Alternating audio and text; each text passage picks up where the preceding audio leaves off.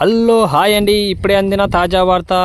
కొన్ని రోజుల నుండి మన సూర్యుడు కనిపించడం లేదని కొన్ని గ్రామాల్లో వాళ్ళు చెప్పారు. అందుకే కొన్ని జిల్లాల్లో కూడా సూర్యుడు అసలు కనిపించడం లేదంట. ఇప్పుడు అందిన తాజా వార్త చూడండి. అసలు అంత భయంకరంగా సూర్యుడు ఎందుకు ఎక్కడ పోయారో, ఎవరు తీసుకుపోయారో తెలియదు. వర్ణదేవుడు తీసుకుపోయినాడని మరలా తాజా వార్త అందింది. వర్ణదేవుడు సూర్యుడిని మింగేశాడని చెప్పేసి వచ్చింది. చూస్తున్నారు కదా వర్ణదేవుడు ఎట్లా వస్తున్నాడు ఉగ్ర రూపంతో.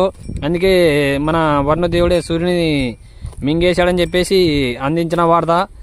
కొన్ని రోజుల నుండి ఎక్కడ పోయాడో తెలియదు, సూర్యుడు తప్పిపోయాడని చెప్తున్నారు. అందుకే వర్ణదేవుడే పట్టుక వెళ్ళాడని చెప్పేసి ఇక్కడ ప్రజలు చెప్తున్నారు.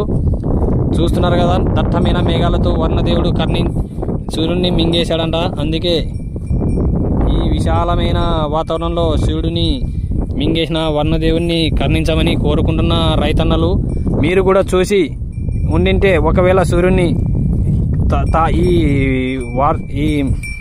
ఈ ఛానల్కి తొందరగా కామెంట్ ద్వారా తెలియజేయండి.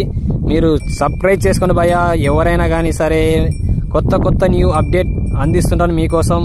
నేనండి మీ లక్కీని. చూడండి ఇక్కడ చూడండి, వర్ణదేవుడు తాజాగా కమ్ముకొని వస్తున్న మేఘనాథుడు.